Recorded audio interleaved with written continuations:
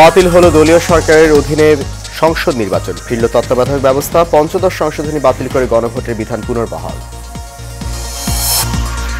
ইভিএমে নয় ব্যালটে হবে আগামী জাতীয় নির্বাচন, জানালেন প্রধান নির্বাচন কমিশনার।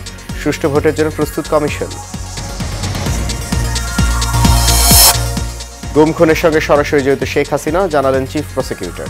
ওবায়দুল কাদেরের দেশ ত্যাগের ব্যাখ্যা চাইল আন্তর্জাতিক অপরাধ ট্রাইব্যুনাল।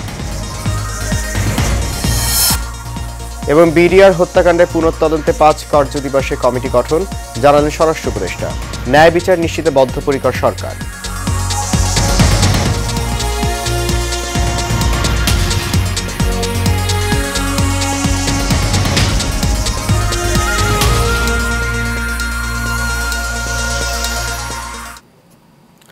সবাইকে স্বাগত জানাচ্ছি এশিয়ান নিউজে। আপনাদের সাথে আছি আমি সৈয়দ মাহিউজ্জামান মুখর। শুনছেন বিআরবি কেবল ইন্ডাস্ট্রিজ লিমিটেড সংবাদ শিরোনাম। যাচ্ছি পুরো খবরে। সংবিধানের পঞ্চদশ সংশোধনীর অন্যতম অংশ দলীয় সরকারের অধীনে সংসদ নির্বাচন ব্যবস্থা বাতিল করেছেন হাইকোর্ট। ফলে তত্ত্বাবধায়ক সরকার ব্যবস্থা ফিরতে আর কোনো বাধা রইল না। আজ বিচারপতি ফারা মাহবুব ও বিচারপতি দেবাশিস রায় চৌধুরী হাইকোর্ট বেঞ্চ এ রায় দেন। রায়ের মূল অংশ পাঠ করেন জ্যেষ্ঠ বিচারপতি ফারা মাহবুব। শফিকুল ইসলামের রিপোর্টে দেখুন বিস্তারিত।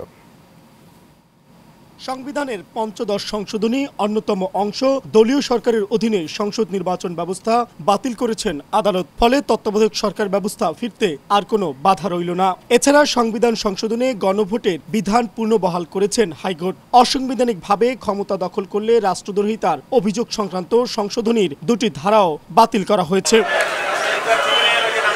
পঞ্চদশ সংশোধনীর মাধ্যমে সংবিধানের মৌলিক কাঠামোকে ধ্বংস করা হয়েছিল উল্লেখ করে রায় ঘোষণা শেষে হাইকোর্টের বিভিন্ন পর্যবেক্ষণের বিষয়ে গণমাধ্যমে কথা বলেন আইনজীবীরা।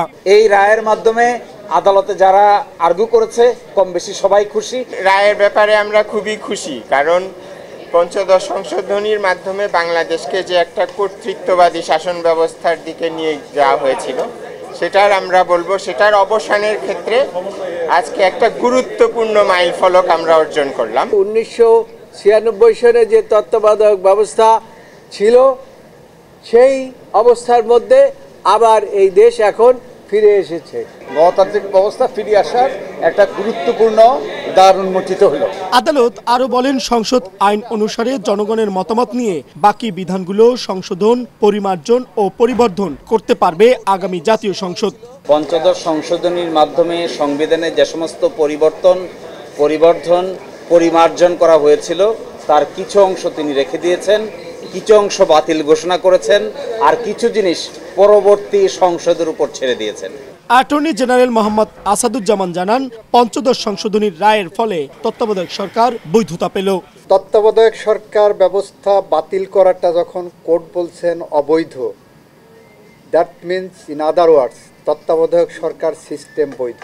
যদি আপনি ইন্টারপ্রিটেশনের কথা বলেন, আমি বলবো অ্যাপেলেট ডিভিশনের যে রিভিউ পেন্ডিং আছে সেইটাকে বাইপাস করে এই আইনে এই রায়ের প্রেক্ষিতে তত্ত্বাবধায়কে ফিরে যাওয়ার সম্ভাবনা আছে। গত ৪ ডিসেম্বর পঞ্চদশ সংশোধনীর বৈধতা চ্যালেঞ্জ করে করা রিটের শুনানি শেষ হয়। রিটে পক্ষভুক্ত হয় বিএনপি, জামাত সহ কয়েকটি সংগঠন। প্রায় সবাই তত্ত্বাবধায়ক সরকার বহালের পক্ষে মত দিয়েছিলেন। তত্ত্বাবধায়ক সরকার ব্যবস্থাকে বাতিলকে অবৈধ ঘোষণা, গণভোটকে পুনরুজ্জীবিত করার মাধ্যমে গণতান্ত্রিক রাষ্ট্র গঠনে বাংলাদেশ আরও এক ধাপ এগিয়ে গেল। এভাবে চলতে থাকলে আগামী দিনের জনগণের স্বপ্নের বাংলাদেশ তৈরিতে আর কোনো বাধা থাকছে না। Mohammad Shafiqul Islam, Asian television, Dhaka. জাতীয় নির্বাচন ইভিএমে নয় ব্যালটে হবে বলে জানিয়েছেন প্রধান নির্বাচন কমিশনার এএমএম নাসিরউদ্দিন। দুপুরে রাজধানীর আগারগাঁও নির্বাচন ভবনে গণমাধ্যমের সঙ্গে আলাপকালে তিনি কথা বলেন। সিইসি বলেন, জাতীয় নির্বাচনের জন্য প্রস্তুতি নিতে শুরু করা হয়েছে। প্রধান উপদেষ্টা জাতীয় নির্বাচনের যে সময়সীমার ইঙ্গিত দিয়েছেন সেই অনুযায়ী নির্বাচন পরিচালনার জন্য সব ধরনের প্রস্তুতি রয়েছে। তিনি আরও জানান, কমিশন জাতীয় সংসদ নির্বাচনকে প্রাধান্য দিচ্ছে। স্থানীয় সরকার নির্বাচনের বিষয়ে প্রধান উপদেষ্টার কাছ থেকে এখনও কোনো নির্দেশনা আসেনি।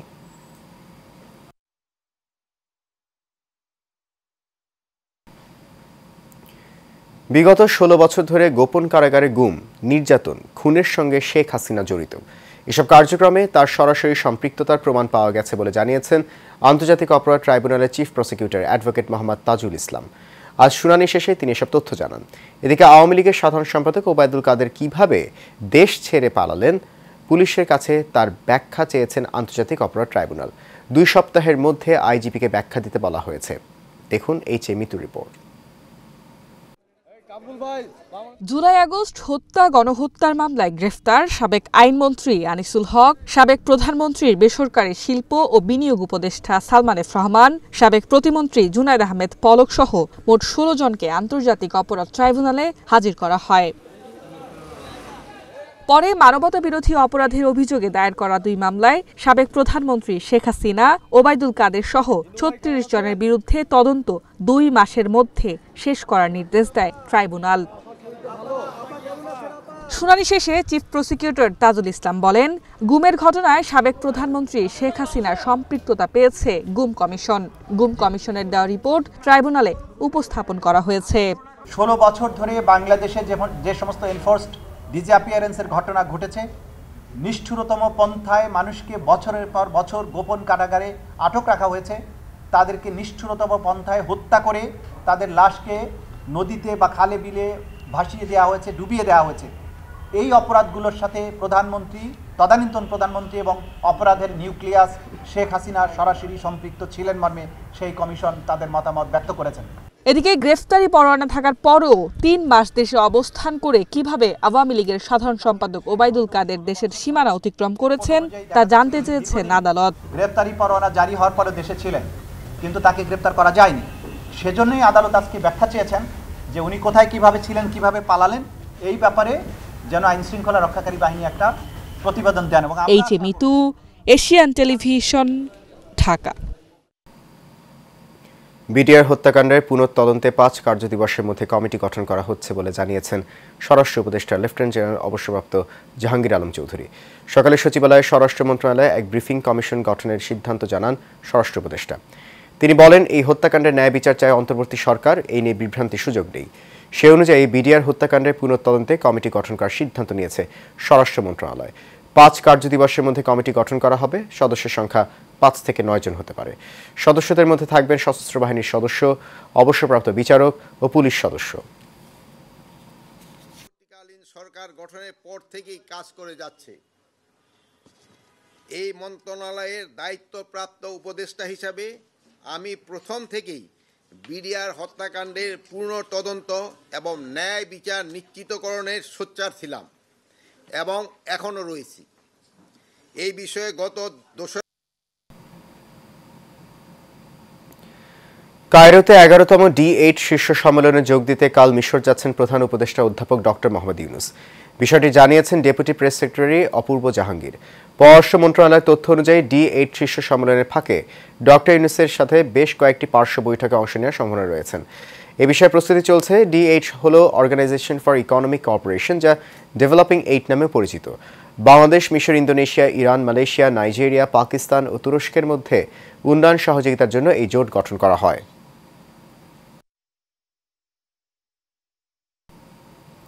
ভারত মুক্তিযুদ্ধের ইতিহাসকে কিভাবে দেখে সেটা তাদের ব্যাপার, কিন্তু বিশ্ববাসী জানে এটা শুধু বাংলাদেশের বিজয়। সকালে সিলেটে মেরিন একাডেমির কুচকাওয়াজ অনুষ্ঠানে ভারতের প্রধানমন্ত্রীর টুইট প্রসঙ্গে এসব কথা বলেন নৌ পরিবহন উপদেষ্টা ব্রিগেডিয়ার জেনারেল অবসরপ্রাপ্ত ডক্টর সাখাওয়াত হোসেন। তিনি বলেন, নরেন্দ্র মোদী তার মতো করে বলেছেন। তার এমন মন্তব্যে মুক্তিযোদ্ধারা আহত হয়েছেন। এর আগে সিলেট মেরিন একাডেমির মাঠে ক্যাডেটদের সালাম গ্রহণ করেন নৌ পরিবহন উপদেষ্টা।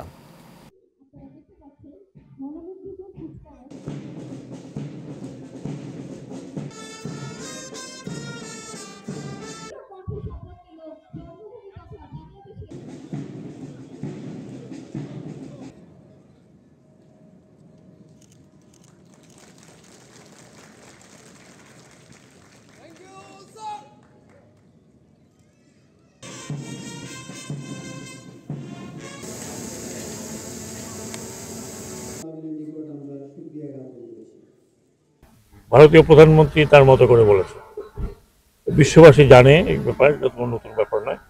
আজকে 52 বছর হয়ে গেছে। এই 16 ডিসেম্বরের এবং এই 9 মাসের যুদ্ধ কিন্তু বাংলাদেশের যুদ্ধ। আমি শুধু এটুকু মনে করি যে এটা আমাদের যুদ্ধ, আমাদের প্রাণহানি হয়েছে, আমাদের মা বোনেরা সর্বহানি হয়েছে এবং 9 মাস আমাদের দেশ একটা বড় ধরনের রক্তপাতের মধ্যে ছিল। আমাদের যারা মুক্তিযুদ্ধ করেছেন, প্রাণ দিয়েছেন, শহীদ হয়েছেন, তাদের প্রতি আমরা সবসময় শ্রদ্ধা জানাই। যারা বেঁচে আছেন আমি মনে করি তারাও আহত হবেন তথায়, কারণ আমাদের যুদ্ধটি আমরা শুরু করেছিলাম, আমাদের যুদ্ধটি আমরা সমাপ্ত করেছি। সেখানে সাহায্য সহযোগিতা ডেফিনেটলি ভারতের ছিল, এতে কোনো সন্দেহ নেই। আমরা সেটাও 5ই আগস্ট বৈষম্য বিরোধী ছাত্র আন্দোলনের পর ট্রমা কাটতে শুরু করেছে আইন শৃঙ্খলা বাহিনীর। বিশেষ করে ঢাকা মেট্রোপলিটনে অবস্থিত থানাগুলো পুনর্নির্মাণ সহ স্বাভাবিক হতে শুরু করেছে। তবে কাঙ্ক্ষিত সেবা ফিরতে আরও কিছু দিন সময় লাগবে বলে মনে করেন সাধারণ মানুষ। শেখ সোহাগের রিপোর্ট, ক্যামেরায় ছিলেন সাব্বির রহমান।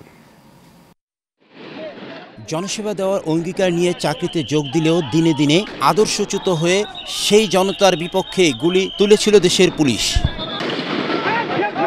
5 আগস্টের পর থেকে যেসব ঘটনাকে সামনে আসা সাধারণ মানুষের সাথে পুলিশের দূরত্ব বেড়েছে, তবে সেই দূরত্ব ঘোচাতে চান পরিবর্তিত পুলিশ কর্মকর্তারা।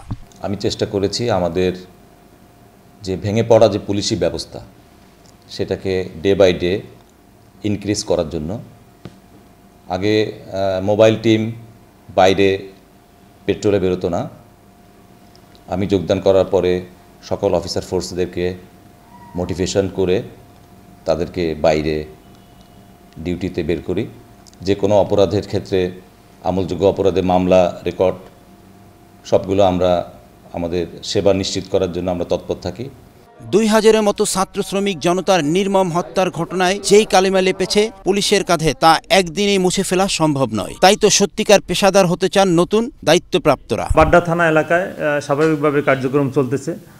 সেবাগৃহীতা যারা মামলার জন্য বা জিডির জন্য আসতেছেন সবাই স্বাভাবিকভাবে এটার মামলা করতে পারতেছেন, জিডি করতে পারতেছেন। আমাদের মোবাইল টহল, নিয়মিত মোবাইল টহল করতেছেন। ওয়ারেন্ট গ্রেপ্তার করা হইতেছে, অন্যান্য আসামি গ্রেপ্তার করা হইতেছে, মাদক উদ্ধার, মোটামুটি সমস্ত কাজ আমাদের স্বাভাবিকভাবেই চলতেছে। থানার স্বাভাবিক কার্যক্রম নিয়ে মিশ্র প্রতিক্রিয়া রয়েছে সেবাগ্রহীতাদের। পরশুদিন আইসি পুলিশ সহযোগিতা আমার অনেক করতেছে। পুলিশের আইনি সহায়তার জন্য থানায় আসলাম। আসার পর পুরো ঘটনা বললাম। ডিউটি অফিসার যে আছে ঘটনা শোনার পরে সে বলল বাইরে থেকে অভিযোগ লিখে নিয়ে আসতে। বাড়ি থেকে অভিযোগ নিয়ে আসলাম, জমা দিলাম। সে একজন তদন্ত কর্মকর্তার নাম্বার দিল। এই তো। তবে এখন পর্যন্ত 5 তারিখের পর থেকে এখন পর্যন্ত থানার কার্যক্রমগুলো এখনও সম্পূর্ণভাবে চালু হয় নাই বলে আমি মনে করি। সবচেয়ে ভালো জিনিস ওনারা এখন আমাদের কথাগুলো শুনতেছে, মন দিয়ে শুনছে এবং সেই অনুযায়ী ওনারা এখন কার্যক্রম গ্রহণ করতেছে। এই দুই কর্মকর্তার দাবি হলো দাস না হয়ে নয়, বরং দলীয় প্রভাবের বাইরে থাকলে সঠিক পুলিশিং করা সম্ভব। শেখ সোহাগ, এশিয়ান টেলিভিশন, ঢাকা। বাংলাদেশ জাতীয়তাবাদী শ্রমিক দলের অন্তর্ভুক্ত বাংলাদেশ টেলিযোগাযোগ শ্রমিক কর্মচারী ইউনিয়নের শ্রমিক কর্মচারীদের অধিকার ও দাবি আদায়ের লক্ষ্যে মতবিনিময় সভা হয়েছে। আজ শ্রমিক কর্মচারী ইউনিয়নের প্রধান কার্যালয়ে এই সভা হয়। এ সময় প্রধান অতিথি হিসেবে উপস্থিত ছিলেন বাংলাদেশ টেলিযোগাযোগ শ্রমিক কর্মচারী ইউনিয়নের সভাপতি ভিপি মোহাম্মদ হানিফ ও মহাসচিব মোহাম্মদ খোরশেদ আলম। বিশেষ অতিথি ছিলেন ফজলে রাব্বি, জামাল উদ্দিন পাটোয়ারি, মিল্টন মিয়া ও খোরশেদ আলম মুন্সি সহ সংগঠনের নেতৃবৃন্দ।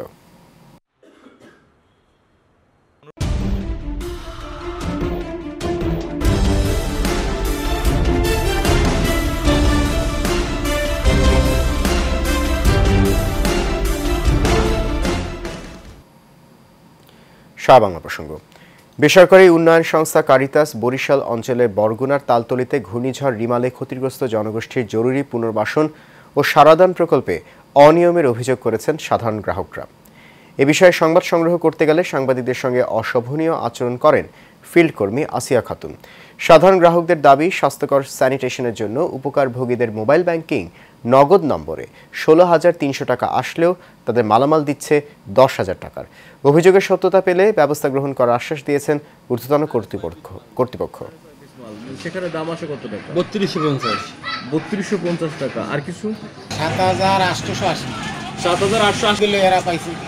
আমি যদি বেশি দিয়ে জিনিস পাইনি। মোবাইল দেবেন না, কয় না আপনাকে মোবাইলে বিকাশে টাকা ঢুকবে 16,300। এই টাকা ঢুকবে, হেই আবার আমাকে বিকাশে আনমু, এর পর আপনাকে মোবাইল দিব। আমার মোবাইল নিয়ে গেছে পয়লা। মোবাইল নেওয়ার পর পিনকোড নাম্বার নিয়েছে, নিয়ে টাকা আর উঠে নিয়ে গেছে 16,300। তো এইটা আমি তাদের সাথে আলাপ করব, এরকম কেন করলো যদি করে থাকে আমি সর্বোচ্চ মহলে যোগাযোগ করে যাতে শাস্তি হওয়া আমি একান্তই প্রয়োজন মনে করি। যদি কোনো এরকম অভিযোগ আমাদের কাছে আসে আমরা তদন্ত করে দেখব কি হয়েছে। সৌদি আরব প্রবাসী মিতু আক্তার নীলার সাথে প্রতারণা করে ৭ লক্ষ টাকা হাতিয়ে নিয়েছে ওমান প্রবাসী খোকন নামে এক ব্যক্তি। ভুক্তভোগী ওই নারী জানান, দীর্ঘ ৩ বছর ফেসবুকে সম্পর্ক হওয়ার পর ২০২২ সালে ১৩ অক্টোবর দুজনে বিয়ে করেন।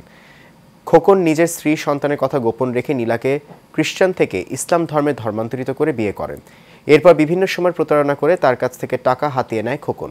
খোকনের পিতা আনিসুল হক, মা বিলকিস, বোন ও প্রথম স্ত্রী সকলেই এই প্রতারণার সাথে সম্পৃক্ততা রয়েছে বলেও দাবি মিতু আক্তারের।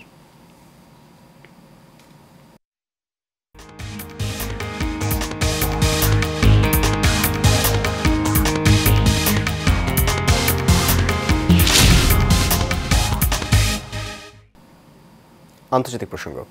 ফিলিস্তিনের অবরুদ্ধ গাজা ভূখণ্ডে ইসরায়েলি বর্বর হামলায় আরও অর্ধশতাধিক ফিলিস্তিনি নিহত হয়েছেন। এতে করে উপত্যকাটিতে নিহতের মোট সংখ্যা ৪৫,০০০ ছাড়িয়ে গেছে। এছাড়া গত বছরের অক্টোবর থেকে চলা এই হামলায় আহত হয়েছেন আরও লক্ষাধিক ফিলিস্তিনি। সোমবার এক প্রতিবেদনে তথ্য জানিয়েছে বার্তা সংস্থা আনাদুলু। প্রতিবেদনে বলা হয়েছে, গাজা উপত্যকায় ইসরায়েলের চলমান হামলায় কমপক্ষে আরও ৫২ জন ফিলিস্তিনি নিহত হয়েছেন। এতে করে গত বছরের অক্টোবর থেকে এই পর্যন্ত মোট মৃতের সংখ্যা বেড়ে ৪৫,০২৮ জনে পৌঁছেছে বলে সোমবার অবরুদ্ধ এই ভূখণ্ডের স্বাস্থ্য মন্ত্রণালয় জানিয়েছে। ফিলিস্তিনি স্বাস্থ্য কর্তৃপক্ষ মনে করছে, গাজা উপত্যকা জুড়ে ধ্বংস হওয়া বাড়ির ধ্বংসস্তূপের নিচে এখনও ১০,০০০-এরও বেশি লোক নিখোঁজ রয়েছেন। ওয়াটার এইড বাংলাদেশের আয়োজনে স্যানিটেশনের নারী শীর্ষ জাতীয় সংলাপ অনুষ্ঠিত হয়েছে।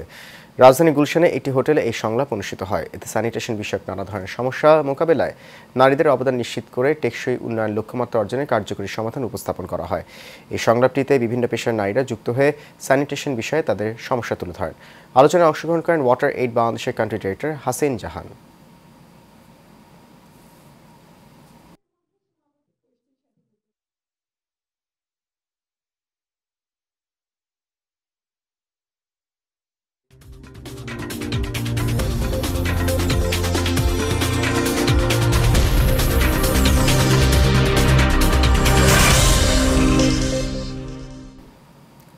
জানাবো খেলার খবর, থাকছে ফুটবল। বিশ্ব ফুটবলের সর্বোচ্চ সংস্থা ফিফা তাদের বর্ষসেরা ফুটবলারের নাম ঘোষণা করতে যাচ্ছে আজ। জমকালো এই আয়োজন অনুষ্ঠিত হবে কাতারের দোহায়, যেখানে ফুটবল বিশ্বের সেরা তারকারা অংশ নেবেন। ফিফা দ্য বেস্ট অ্যাওয়ার্ডের জন্য কয়েক সপ্তাহ আগে সংক্ষিপ্ত তালিকা প্রকাশ করেছিল। পুরুষদের মধ্যে বর্ষসেরা ফুটবলারের সংক্ষিপ্ত তালিকায় রয়েছেন ১১ জন খেলোয়াড়। এ নিয়ে নবমবারের মতো ফিফার বর্ষসেরা লড়াইয়ে জায়গা পেয়েছেন আর্জেন্টাইন তারকা লিওনেল মেসি। সর্বোচ্চ ৪ বার এই পুরস্কার জিতেছেন তিনি। তবে এবার মেসির তালিকায় থাকা নিয়ে বিতর্ক হয়েছে। এছাড়াও একই দিন ঘোষণা করা হবে নারী বর্ষসেরা ফুটবলারের নামও। তালিকায় রয়েছেন ১৬ জন।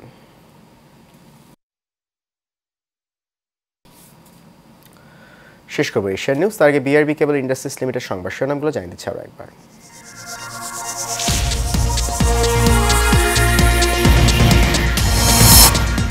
বাতিল হলো দলীয় সরকারের অধীনে সংসদ নির্বাচন, ফিরল তত্ত্বাবধায়ক ব্যবস্থা। পঞ্চদশ সংশোধনী বাতিল করে গণভোটের বিধান পুনর্বহাল। ইভিএমে নয়, ব্যালটে হবে আগামী জাতীয় নির্বাচন, জানালেন প্রধান নির্বাচন কমিশনার। সুষ্ঠু ভোটের জন্য প্রস্তুত কমিশন। গুম খুনের সঙ্গে সরাসরি জড়িত শেখ হাসিনা, জানালেন চিফ প্রসিকিউটর। ওবায়দুল কাদেরের দেশ ত্যাগের ব্যাখ্যা চাইল আন্তর্জাতিক অপরাধ ট্রাইব্যুনাল। এবং বিডিআর হত্যাকাণ্ডের পুনঃতদন্তে 5 কার্যদিবসে কমিটি গঠন, জানালেন স্বরাষ্ট্র উপদেষ্টা। ন্যায় বিচার নিশ্চিতে বদ্ধপরিকর সরকার।